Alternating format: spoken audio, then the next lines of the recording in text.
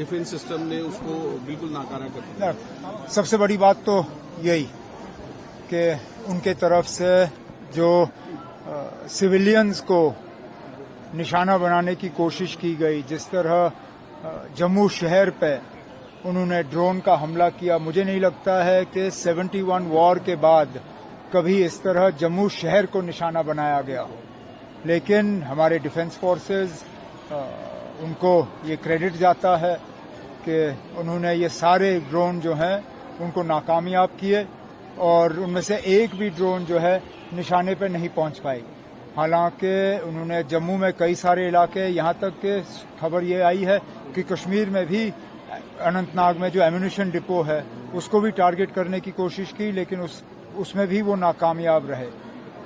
मैंने पहले दिन बात करते हुए ये कहा था कि लेकिन अब ये हालात हमने नहीं बनाए। पहलगाम में हमारे लोगों के ऊपर हमला हुआ, बेगुनाह लोगों की कत्ल की गई, उसका हमें जवाब देना पड़ा। लेकिन ये जो अब लगातार इसको बढ़ाने का सिलसिला जो पाकिस्तान की तरफ से हो रहा है, इसमें ना पाकिस्तान को कोई फायदा है ना उनकी कोई कामयाबी होगी। बेहतर यही होगा कि वो अपनी बंदूकें खामोश करें और यहाँ पे हालात जो हैं वो दोबारा साजगार हों।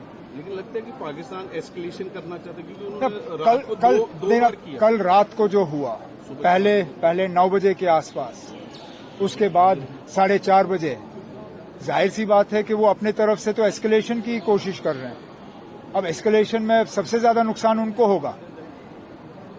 उनको थोड़ी सी अब अपने अकल से काम लेनी चाहिए और ये एस्केलेशन के बजाय उनको डी एस्केलेशन की तरफ जो है तवज्जो देनी चाहिए। सर, पुंछ में काफी लोग हमारे बहुत नुकसान हुआ है। पुंछ में, पुंछ शहर में बहुत ज्यादा नुकसान हुआ है और वहाँ कैजुअलिटीज भी सबसे ज्यादा पुंछ से हुई हैं, इंजरीज भी सबसे ज्यादा पुंछ से हुई हैं।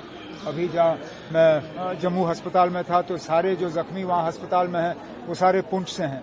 एक जो बहुत ही ज्यादा सीरियसली इंजर्ड थे उनको पीजीआई चंडीगढ़ शिफ्ट करके आज सुबह उनकी वहाँ सर्जरी हुई।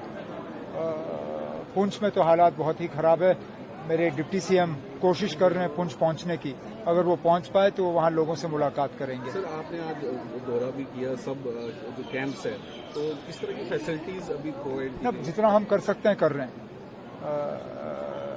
दिन में 3 बार खाना, 2 बार चाय, बाकी सैनिटेशन की फैसिलिटीज, हर कैंप में मेडिकल का कैंप लगा हुआ है, डॉक्टर तैनात हैं, दवाइयां हैं, ट्रांसपोर्ट का अरेंजमेंट रखा हुआ है, एम्बुलेंस रखी गई है। तो हमारे तरफ से, मैं जानता हूं ये आइडियल सिचुएशन नहीं है, ये लोग तो चाहेंगे अपने घर में रहें, लेकिन फिलहाल ये हमारी मजबूरी है कि हमें उन्हें यहाँ लाना पड़ा। लेकिन कोशिश की जा रही है कि यहाँ रह के उनको कम से कम तकलीफ का सामना करना पड़े। कुछ बच्चों ने आज यहाँ खेलकूद का सामान मांगा।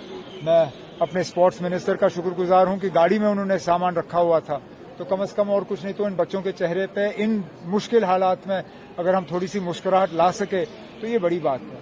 सर, अभी क्या आप देख रहे हैं, क्योंकि हर कोई ये इसमें है कि क्या होगा, अब आगे क्या होगा? इस सवाल का जवाब मेरे पास है नहीं। इस सवाल का जवाब शायद ही हमारे मुल्क में किसी के पास है। पहले तो पाकिस्तान को तय करना होगा कि वो किस तरह के हालात चाहती है। अगर वो चाहती हैं कि उनके ड्रोन का मुकाबला हमारे ड्रोन करें, फिर तो हमारे ड्रोन उनसे कई गुना ज्यादा हैं।